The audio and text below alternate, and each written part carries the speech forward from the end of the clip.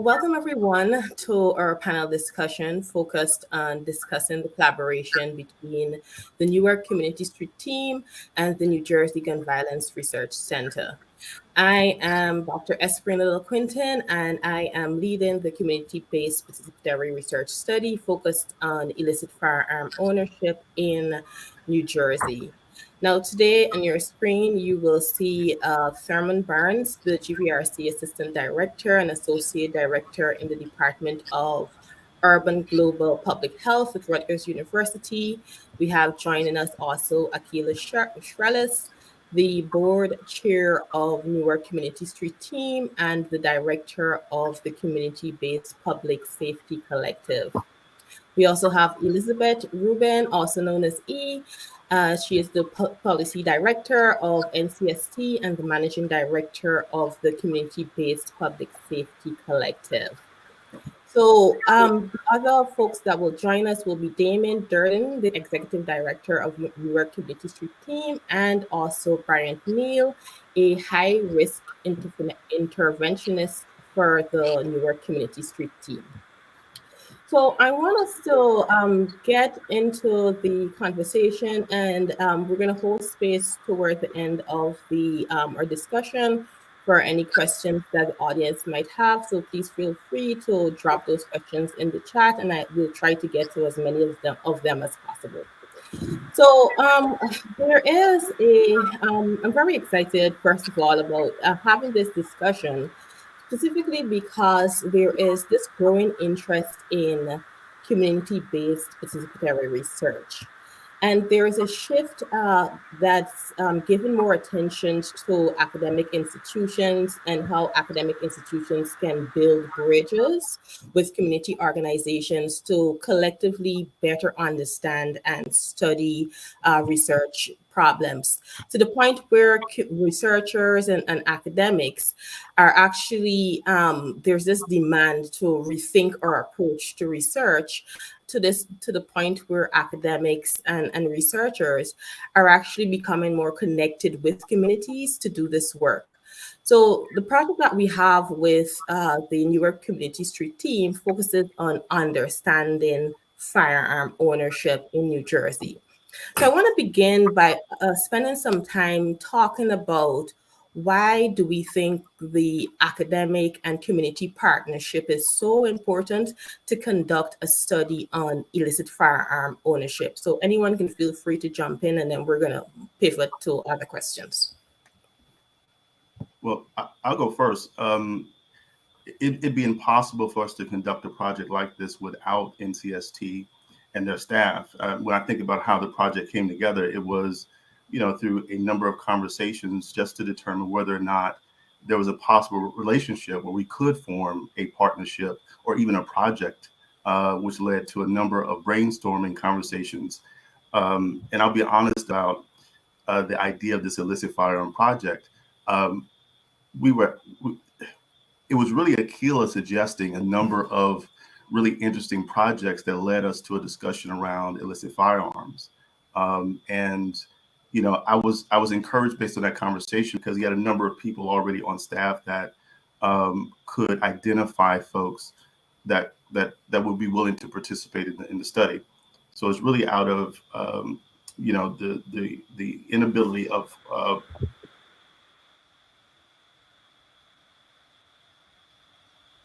did Thurman freeze? Yeah, I believe Thurman, we lost Thurman. So okay, yeah.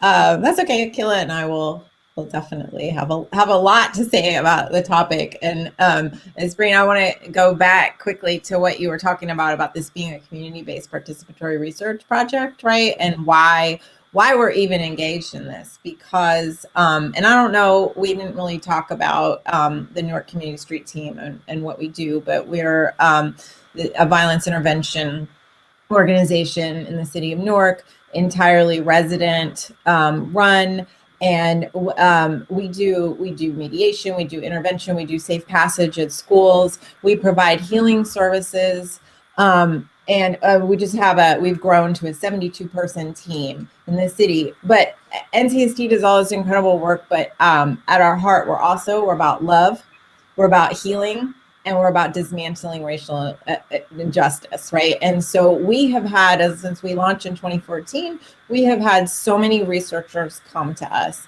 with a lack of cultural humility, with kind of a colonizer mentality, like we're gonna just drop into this community. We've never been there. We don't know anybody there. We're just gonna show up and we're gonna offer $10 gift cards and we're gonna mine these people for research, and then we're gonna get tenure or advance our careers, and these folks will be left with nothing. And this project came to us with the exact opposite mentality, which is, as Thurman was saying, like consulting Aquila, asking helping to design the project from the front, training our people, investing in their capacity so that when the project is over, the organization and the residents are left stronger. And that is what is so exciting about this project and why we're so grateful for the partnership. Aquila, did you want to jump in? Yes. Traditionally research, discovers something. We know that now that data, is a multi-trillion-dollar industry. And in many cases, people mine our community for data. And a study is done. None of the folks who participated in the process, nor the organization is listed in first, second, or third position. We don't necessarily traditionally follow the research, as it goes to different places across the country, and it perpetuates a system of structural violence in our community. And as he was saying, the approach that Thurman and his team and Dr. Spreen has taken has been the exact opposite. In terms of developing like a real strategic relationship with community so that we co-own the data, right? So that we could actually provide what we discover in terms of illicit gun ownership, not only in Newark, but in other communities across the country. If I also might just say that as I said, that, traditionally, research has kind of perpetuated structural violence. Sometimes the research in itself, comes out, but in terms of what are the recommended, kind of like strategies to address some of the issues that we're seeking to address, we never get the resources to implement those strategies in our respective communities.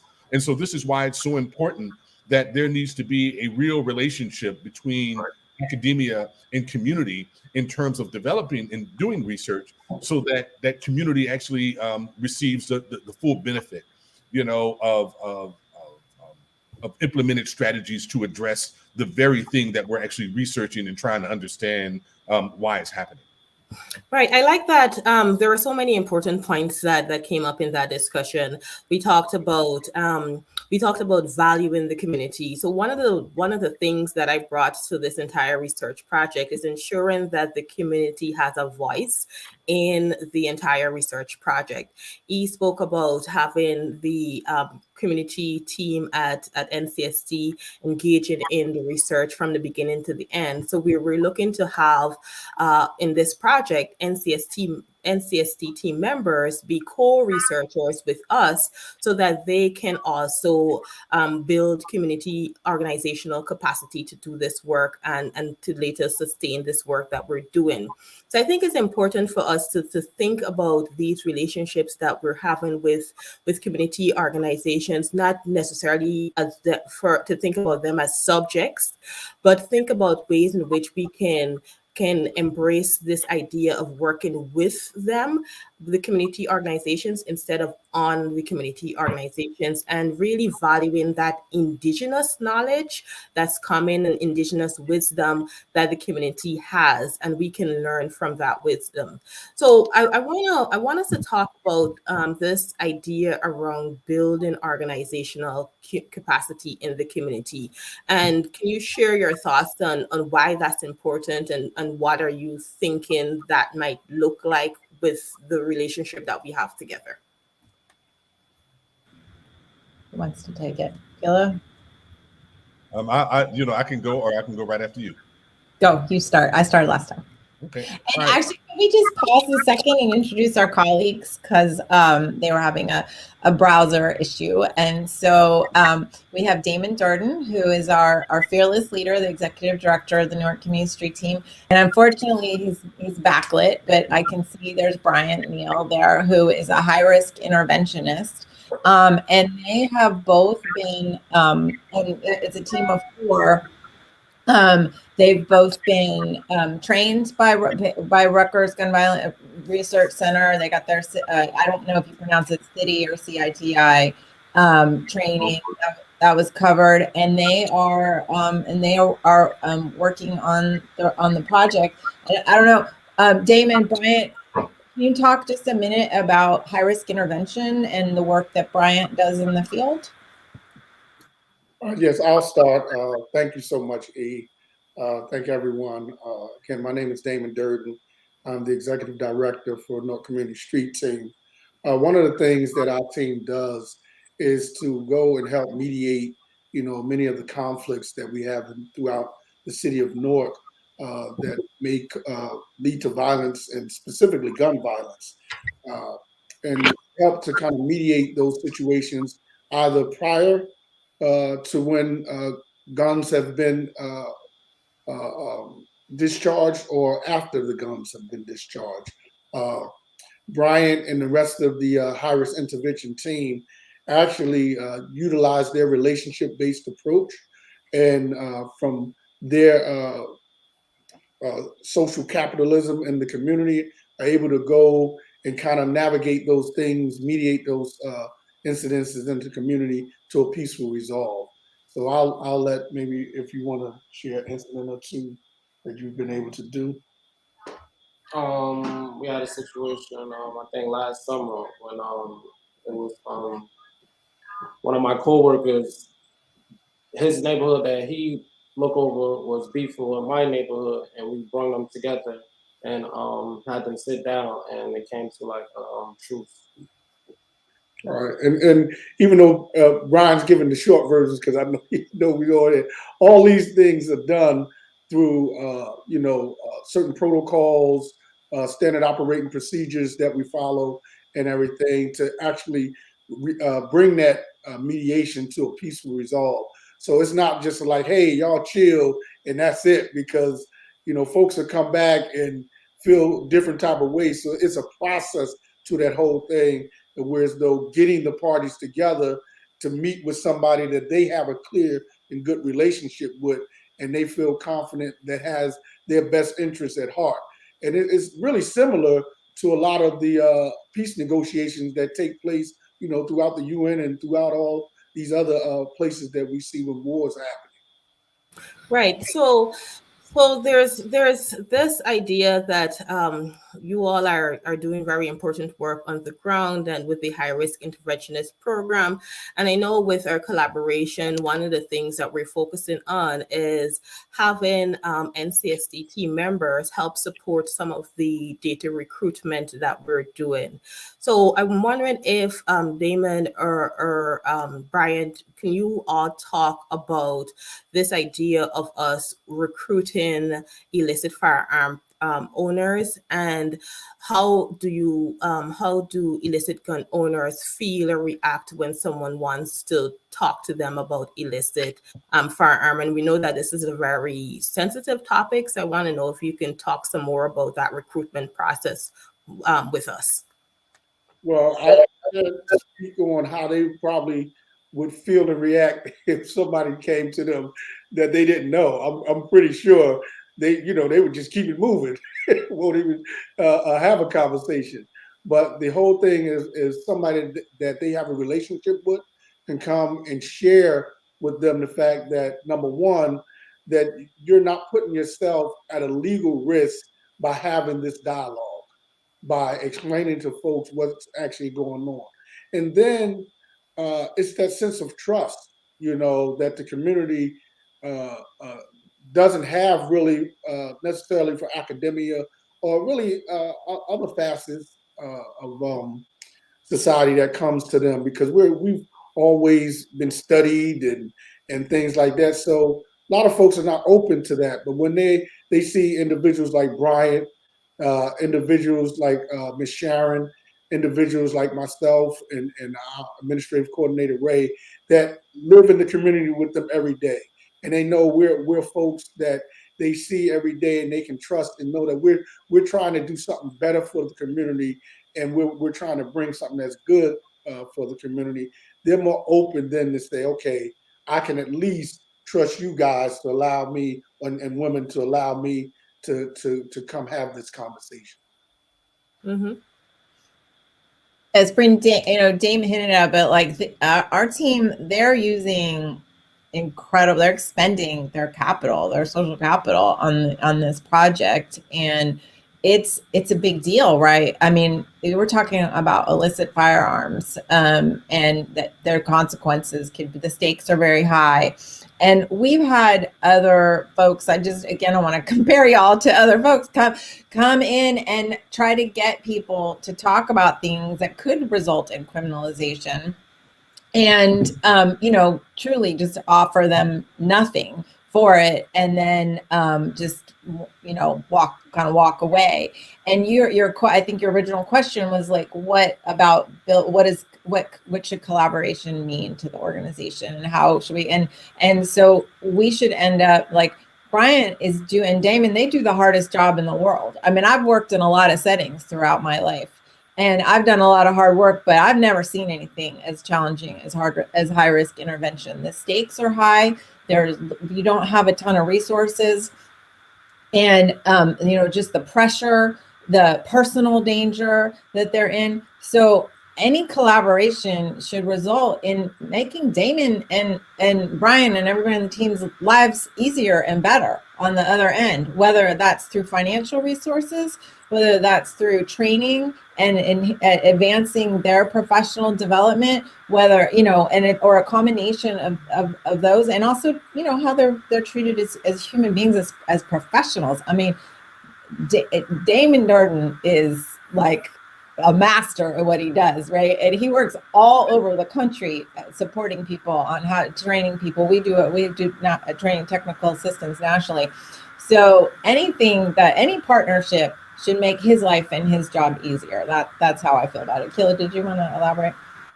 Yeah, I just wanted to, speak to this question of the importance of doing a research project on illicit gun ownership. The number one cause of Black male death, between the ages of 14 and 24 is gun violence, right? And so I know that there's a real concern that the public has around why are people killing each other? Why are people carrying guns? For us, the number one preemptive cause for murder in urban communities in most cases is self-defense. We live in a system that especially our criminal legal system, that has not recognized the humanity, of Black folks in neighborhoods in many cases, and labels like gangs, desensitize the public to the plight of many of these young, Black and brown men, who are engaged in urban violence. So it desensitizes the public, but also it dehumanizes the individuals who are behind those types of titles.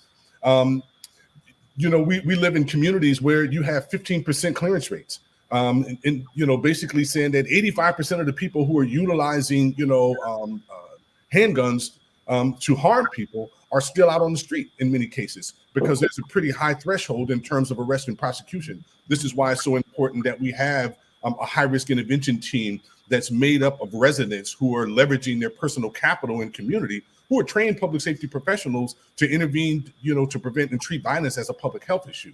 And so, doing an illicit gun, ownership research project, for us, helps us, one, it gives us real context and helps us to kind of translate to the community, here's the impact that, that these guns are having on the neighborhood. Here is why people basically own guns, mostly for kind of self-protection. But here are some of the systems that we can put in place in terms of safety that could help us to reduce the amount of people being shot and harmed by firearms, right? I'm an advocate, I guess of the Second Amendment, but I think that what's happened in this country, just in terms of the harm that is especially happens in communities of color, people have had to take, public safety into their own hands.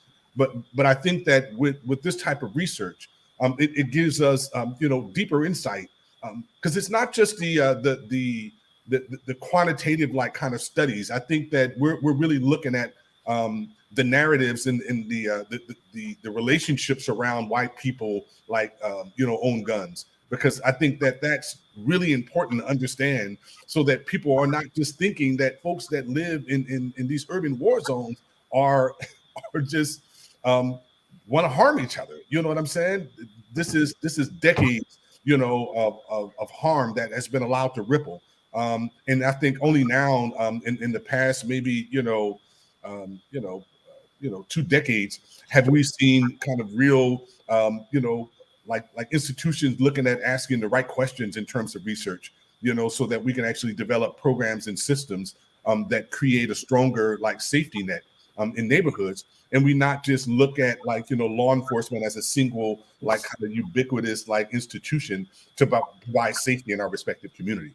And so for us, this study is about expanding safety and helping people to get a deeper understanding of what it means to live in urban neighborhoods where violence has been allowed to fester and ripple, and the solutions that are actually coming out of the community in itself, to address these issues. So those who are closest in proximity to the violence actually know a lot about the solution when given the opportunity.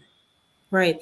Yeah. And there's this idea. Well, the entire project that we're doing is a qualitative study. And I like that point you made, Akila, about this building and generating narratives from the community, because not everything that counts can be counted. So we want to focus on really getting the narrative and from the community, so that we can really understand their nuanced experiences. Instead of putting a figure and a percentage on someone's experience, we could really understand and gain some more insight into their illicit firearm ownership. So I want to spend some more time on discussing this relationship, and then we're going to hold some space for some questions in just a few seconds. So part of our ongoing discussion, our initial discussion rather, from the onset of this relationship, was talking about this idea of co-owning the data and this idea around compensation. So can we spend some time talking about why is it useful to compensate the research participants, and even think about compensation in general as we build this partnership with NCST? Well, I mean, just simply to start, it's a lot of work to be a partner on a project like this, right? Just the scheduling and the logistics. I mean, Damon and Brian and Ray and Sharon, they're out in the community, right? We got to build a whole structure for scheduling these interviews and recruiting people. It is a lot of labor. So to ask us to do it without compensation would simply be exploitative, right? But also, our folks, they don't make what they should make, right? By any means. And we don't have pensions, we don't have health insurance.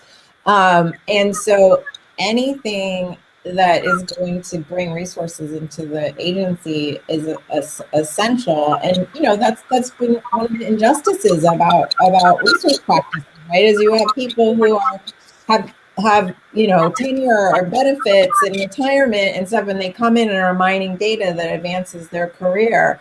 So it was essential that we be able to compensate our employees for our time and be able to, invest in, get some money for the organizational infrastructure. Just, I will say it's not, the admin costs are capped pretty low by Rutgers. So, I would like to see Rutgers make some progress on that, because I think y'all take 46%, right, off from your money. And we were definitely, we're a little bit limited on those kind of costs. But Yeah, we have to keep the lights on. We got 72 people and an entire community that's depending on us to provide them with programming. So we need the financial help too. Is Espreen, is that speaking to what you were asking about? Yeah, because initially, when we had this conversation, we really talked about really ensuring that we're valuing the community for what it's worth. And I know NCST is doing a lot of amazing work on the ground. So part of our conversation is ensuring that NCST gets compensated for even bringing co-researchers onto this project. So I think it's very important for even other individuals or organizations or academic institutions doing this work to really budget for the community, compensating community partners for the important work that they're going to be doing at the center and with the research that they're going to engage in. So I want to spend some time as I look in the chat and see if there are any questions. I want to spend some time talking about the intended outcomes for this entire project. We are actually at the beginning phases of this research project. So what exactly would NCST hope this entire project would yield as an outcome?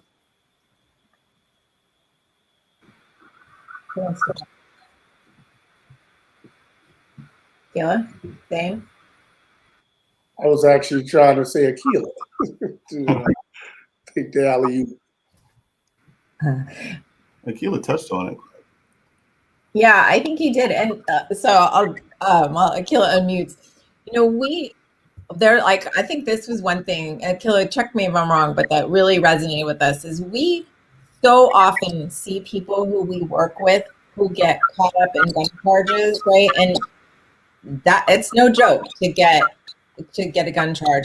And then when we talk to them, they say, and when the team talks to them, I should say, you know, they're like, I had to protect myself, right? I am in danger and nobody's keeping me safe. And that's why I'm carrying a gun, right? I mean, we just had the whole thing with this first grader in bringing a gun to school. And he, from what I read, he was like being terrorized at school and nobody was keeping him safe. So he took matter, you know, he was like, I want to protect himself. And we never hear that story. We never hear the fear that people live in when they're released from the hospital and there's nobody to relocate them, right? There's no victims of gun violence almost never get emergency relocation. We do it at NCST and they're walking around terrified. And so I think that would be one thing that we were really interested in is kind of documenting that experience, that people are not always carrying guns because they're homicidal. They're carrying guns because they're scared to death.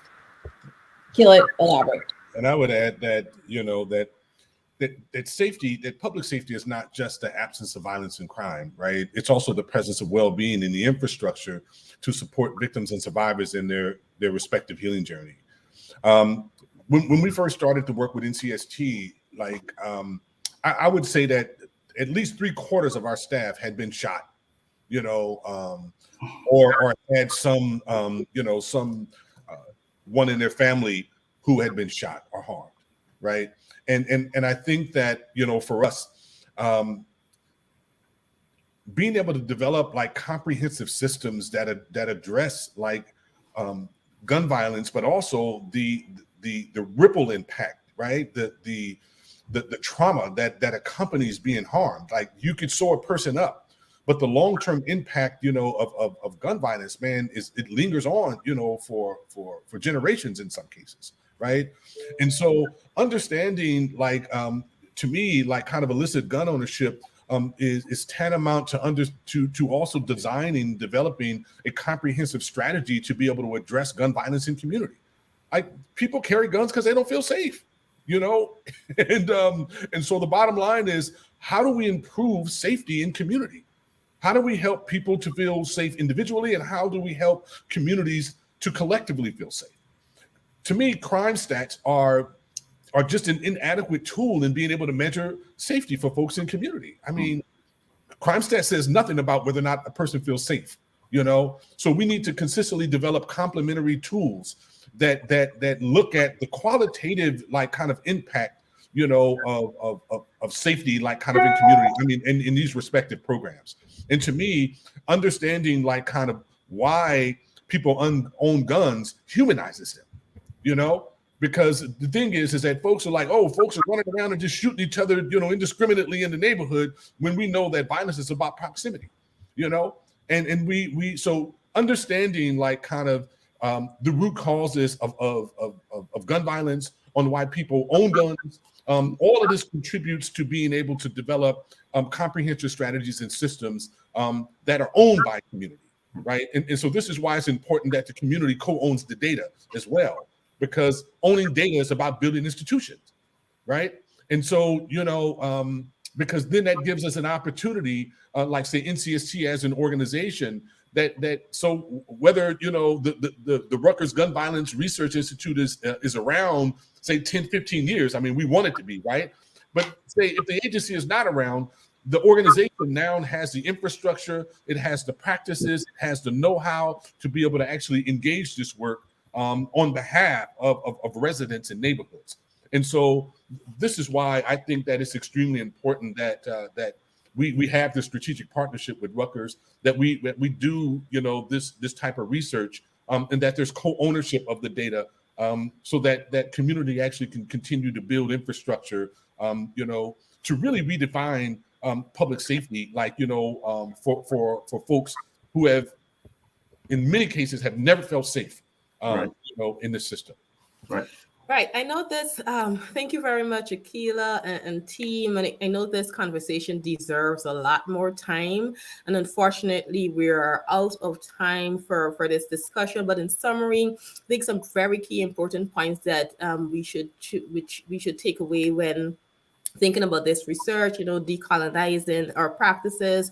Akila and E and our team talked about, you know, ensuring that there's compensation, ensuring that we're actually valuing the community and really ensuring that they co-own data. So these are all valuable points, and I can talk all day about all of these points, but I really want to hold space for the other presenters to come on to have a discussion about the other important research that they're doing. But I do believe that this research is important, and it's going to be an important tool to really see how we can intentionally invest in communities, so that we can have some policies and inform the little work that we're doing here at the center. So thank you very much all for joining us. And I'm now going to hand the stage over to the next presenter.